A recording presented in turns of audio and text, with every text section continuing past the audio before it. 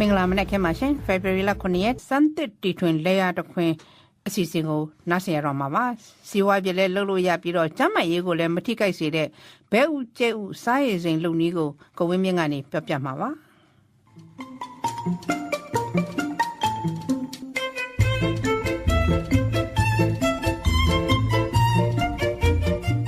ဘဲဥကျဲဥငုံအစားရှိတဲ့ဒီဥတွေကိုအထားခအောင်ဆိုရင်တော့စားရည်စိန်ပြီးတော့သုံးကြတယ်ဗောလေ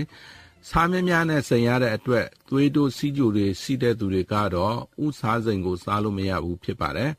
အဲ့ဒီသွေးတိုးစီးကြိုစီးတဲ့သူတွေဥစားစိန်လည်းစားလို့ရမယ်ကျန်းမာရေးကိုလည်းမထိခိုက်စေတဲ့နည်းကိုတီထွင်ပြုလုပ်တဲ့သူကတော့ဘန်ကောက်မြို့ရဲ့တောင်ဘက်စမွန်ဆုံခရန်ကစူချွန်းစုကစင်ဖြစ်ပါတယ်သူ့ရဲ့နီးကတော့ထိုင်းနိုင်ငံကရိုးရအစာဖြစ်တဲ့တုံမြန်ဟင်းကြိုအစာနဲ့စားရည်လုပ်ပြီးတော့စိန်တဲ့နီးပဲဖြစ်ပါတယ်တုံမြန်ဟင်းကြိုကထိုင်းနိုင်ငံမှာနာမည်ကြီးပြီးတော့မြန်မာနိုင်ငံမှာလည်းအခုဆိုရင်စားသုံးနေကြပြီလို့လည်းသိရပါတယ်အဲ့ဒါလို့တုံမြန်အရသာမျိုးလုံနိုင်တယ်လို့မြန်မာနိုင်ငံအတွက်ဆိုရင်တော့မုတ်ဟင်ကအရသာမျိုးလို့လုံနိုင်မှာလို့လည်းယူဆရပါတယ်အခုတော့တုံမြန်အရသာစားရည်စိန်တဲ့နီးကိုပဲပြောမှာဖြစ်ပါတယ်စူချွန်းစုကစင်ကတုံမြန်အရသာစားရည်စိန်လုပ်ဖို့စိတ်ကူးရလာပုံကိုအခုလိုရှင်းပြပါတယ်ผมเป็นอสม.ด้วยนะเป็นอสม.ก็จากปัญหาของ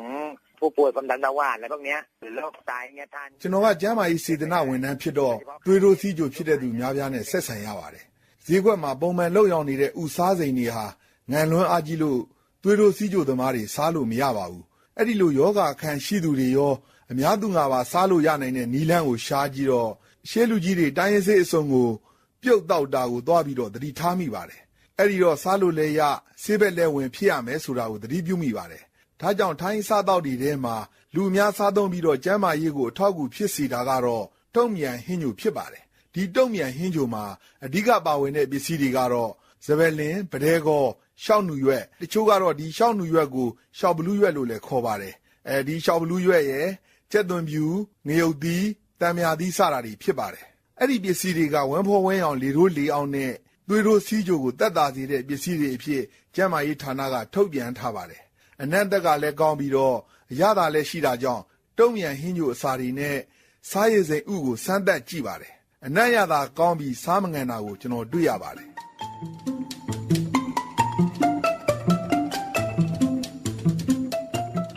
အနံ့ရသာလည်းစီးပြီးတော့စားလည်းမငန်ကျန်းမာရေးလည်းမထိခိုက်နိုင်တဲ့တုံမြန်ဥစားစိန်နည်းကိုတော့စူချွန်းစုကစင်ကအခုလိုရှင်းပြပါတယ်แล้วต้มยำก็จะมีข่าตะไคร้ใบมะกรูดตัวหลักนะแล้วก็มะนาวกระเทียมพริกဒီတုံမြန်ရတာမှာပဒဲကောစပယ်လင်ရှောက်နူရွက်တချို့ဒေသတွေမှာတော့ရှောက်ဘလူးရွက်ပေါ့ဗျာငရုတ်သီးကြက်သွန်ဖြူနဲ့တံမြာရည်အပါဝင်အလုံး6မျိုးပါဒီ6မျိုးကိုဟင်းကြိုချက်တယ်လို့မျိုးခက်သေးသေးလေးလီးပြီးတော့ဖြတ်လိုက်ရပါတယ်ဘဲဥစနှလုံးအတွက်အချိုးစားကတော့ဟင်းခတ်တဲ့ပကံလုံးနဲ့တိုင်းပြီးတော့ထည့်ရပါမယ်စားကပကံလုံးတစ်လုံးရေကပကံလုံး4လုံးတုံးရံအစာ6မျိုးကပကံ2လုံးဖြစ်ပါတယ်ဒါတွေကိုအလုံးအိုးတစ်လုံးထဲမှာထည့်ပြီးတော့ပေါ့ပေါ့ဆူအောင်ပြုတ်ရပါတယ်စားတွေရေပြော်တဲ့အထိရေကိုဆူပွက်အောင်ကြိုးပေးရပါတယ်ရေစဆူတဲ့အချိန်ကနေစပြီးတော့အနည်းဆုံး10မိနစ်လောက်အထိမီးပုံမှာပြုတ်ထားရပါတယ်အဲ့ဒါပြီးရင်တော့အောက်ကိုချပြီးတော့အေးခံရပါမယ်အဲ့ဒီလိုလုပ်ပြီးပြီဆိုရင်တော့တုံးမြန်ရတာရဲ့ဥစားစိန်ဖို့အတွက်အစင်သင့်ဖြစ်ပါပြီဗျာအဝကျဲတဲ့ဖန်မလင်းဒါမှမဟုတ်ရင်ကော်ပလင်းဒါမှမဟုတ်သေးဘူးဆိုရင်ကော်ပုံးထဲမှာလည်းစိန်လို့ရပါတယ်ဗျာပြီးရင်ဆေးထားတဲ့ဘဲဥတွေကိုစီးပြီးတော့ထည့်လိုက်ပါအဲ့ဒါပြီးတာနဲ့ပြုတ်ပြီးသားအေးခံထားတဲ့တုံးမြန်စားရည်ကိုရေရောဖတ်ပါလောင်းထည့်လိုက်ပါဗျာဒီအရေကဘဲဥတွေကိုတော့မြုပ်နေရမှာဖြစ်ပါတယ်သူပြောသွားတဲ့အချိုးစားကတော့စားက1ဆရေက4ဆတုံမြန်အစာက2ဆဖြစ်ပါတယ်တုံမြန်အစာ6မျိုးထဲမှာဆယ်ပလင်ကခက်မြများထဲမယ်ပဒဲကောဆောင်းနူရွက်ငရုတ်တီကြက်သွန်ဖြူတို့ကစားတူပဲထဲမှာဖြစ်ပါတယ်တံမြာရည်ကတော့တင့်တော်သူတို့ထဲနိုင်ပါတယ်ဘဲဥဘယ်နှလုံးမှာတုံမြန်ရည်ဘလောက်ထဲမလဲဆိုတဲ့သတ်မှတ်ဖို့ကတော့နည်းနည်းခက်ပါတယ်ဘာကြောင့်လဲဆိုတော့ကိုစိမ်မဲ့ဘူးပလင်းအရွယ်အစားတွေပေါ်မှာလည်းမူတည်နေပါတယ်ဥမြများစိမ်မဲ့ဆိုလို့ရှိရင်တော့တုံမြန်အရည်များလိုတဲ့အတွက်များလောက်ရမှာဖြစ်ပါတယ်ဥကိုတုံမြန်စားရည်စိမ်တဲ့အခါမှာဥတွေကပေါ်လောပေါ်နေတာမျိုးဖြစ်တတ်ပါတယ်မြုပ်သွားအောင်ဆိုရင်တော့ပလတ်စတစ်အိတ်ထဲမှာရေထည့်ပြီးတော့အဝကိုအလုံးစီးပြီးတော့အဲ့ဒီရေအိတ်နဲ့ဖိထားလို့ရပါတယ်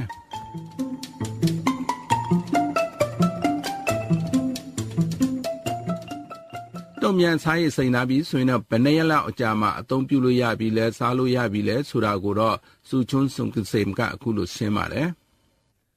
ไข่เป็ดดอง12วันถ้าเป็นไข่ไก่ดอง10วันไข่นกกระทาดอง6วันถ้าดอง8วันเอามาทอดเป็นဒီလိုစိန်တဲ့ခါမှာဘဲဥဆိုရင်7ရက်စိန်ရပါတယ်ကြက်ဥဆိုရင်တော့10ရက်စိန်ရပါတယ်ငုံဥဆိုရင်တော့6ရက်ဆိုရင်ရပါပြီဗျာဘဲဥတို့ကြက်ဥတို့စိန်မယ်ဆိုရင်10ရက်လောက်စိန်ပြီးရင်ဟပ်ပွိုင်အနေနဲ့ကြောစားနိုင်ပါတယ်ဘာမှဖြည့်ဆွက်စရာမလိုပဲအရသာရှိတဲ့ထုံးမြန်ကြက်ဥဟပ်ပွိုင်အဖြစ်လဲစားနိုင်ပါတယ်ဗျာ7ရက်ကြာအောင်စိန်လိုက်ရင်တော့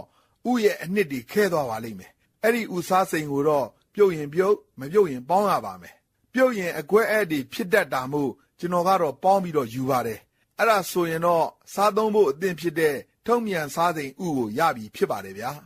အဲ့ဒီတုံမြန်ဥစားစိန်ကိုဒီတိုင်းပဲကြောင်ရင်ထဲမှာထည့်ထားမယ်ဆိုရင်တော့တလလောက်အထားခံပြီးတော့ရေခဲတစ်တာထဲမှာထားမယ်ဆိုရင်တော့တစ်နှစ်လောက်အထားခံတယ်လို့စုချွန်းစုကစင်ကပြောပါတယ်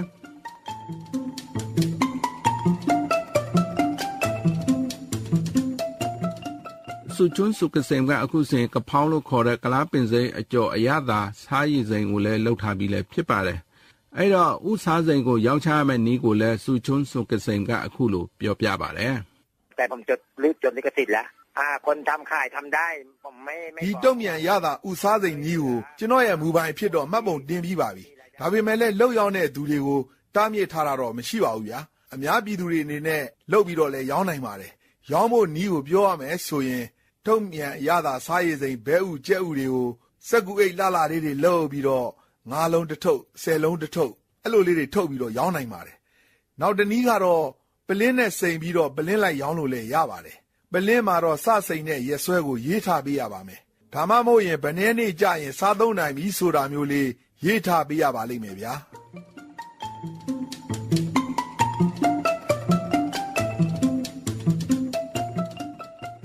ဥစားစိန်ကိုထိုင်းနိုင်ငံမှာတော့နီးမျိုးစုံနဲ့စားသုံးကြပါတယ်။ကျွတ်သွန်ပြင်းကျွတ်သွန်နီအချင်းရည်တွေနဲ့တုပ်ပြီးတော့ဆံပြုတ်နဲ့စားတာကိုထိုင်းကပို့ပြီးတော့နှစ်သက်ကြပါတယ်။ထမင်းပြူနဲ့လည်းစားလို့ရတယ်လို့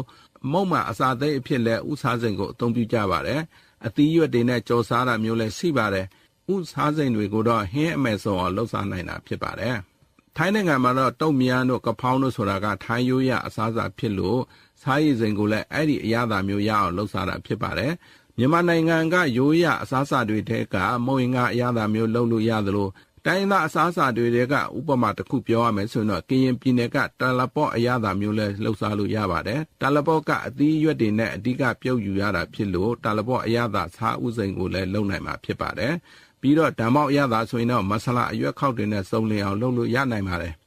အရသာစုံလင်အောင်လုပ်နိုင်တဲ့ဥစားစိန်အချိုးစားကတော့စားကတဆရေက၄ဆနဲ့